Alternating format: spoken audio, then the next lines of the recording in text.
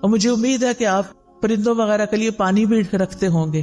آج کل آپ دیکھیں بارشیں نہیں ہو رہی، سخت گرمی میں بھی پانی ڈالیں لیکن سردی میں بھی پانی رکھیں. کبھی راستے میں دیکھتے ہو نا پرندوں وغیرہ کو، میں سوچتی کہیں پانی نظر نہیں آ رہا، پتہ نہیں کہاں سے پیتے ہیں بےچارے، ان کو بھی پیاس لگتی ہوگی. تو آج کل بھی کچھ نہ کچھ پانی، یعنی برتن بنا چھوڑے گھر میں. اگر آپ کو چھوٹا سا بھی گھر ہے، کھڑکی کے باہر بھی چھوٹی سی جگہ ہے تو وہاں ایک چھوٹی سی کوئی چیز لگا دیں، لیکن اپنے ساتھ دوسروں کا بھی خیال رکھیں. پھر اسی طرح صحت کو فائدہ دینے والی غذا کھائیں اور وہ چیزیں چھوڑ دیں جو صحت کو نقصان دیتی ہیں. ام منذر کہتی ہیں رسول اللہ صلی اللہ علیہ وسلم میرے گھر تشریف لائے، آپ کے ساتھ علی رضی اللہ عنہ بھی تھے، اور علی رضی اللہ عنہ بیماری سے اٹھے تھے، کمزور تھے.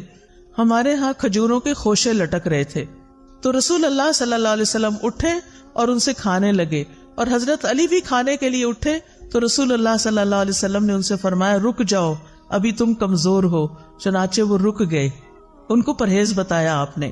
ام منذر کہتی ہے میں نے جو اور چکندر پکائے ہوئے تھے وہ آپ کی خدمت میں پیش کیے تو آپ نے فرمایا اے علی یہ لے لو، یہ تمہارے لیے زیادہ فائدے کی چیز ہے. کھانا کھا کے کیا کرنا چاہیے، شکر کیسے کرنا چاہیے؟ اس میں آپ دیکھیں سب سے پہلی دعائیں کون سی ہیں؟ کھانا کھانے کے بعد کی دعائیں.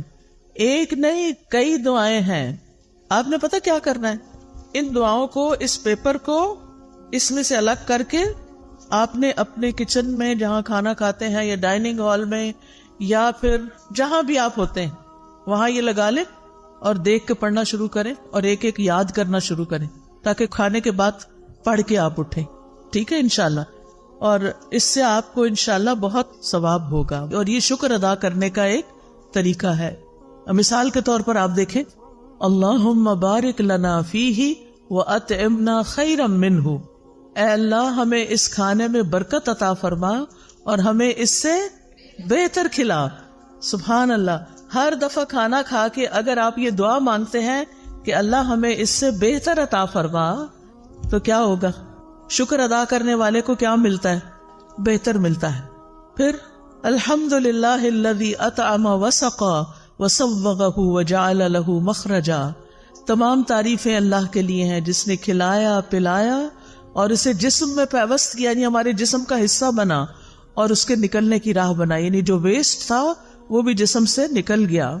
اور اسی طرح باقی دعائیں بھی ہیں. میں نے یہ دعائیں اپنے کچن میں لگائی ہوئی ہیں اور الحمدللہ پڑھنے میں بہت آسانی ہوتی ہے.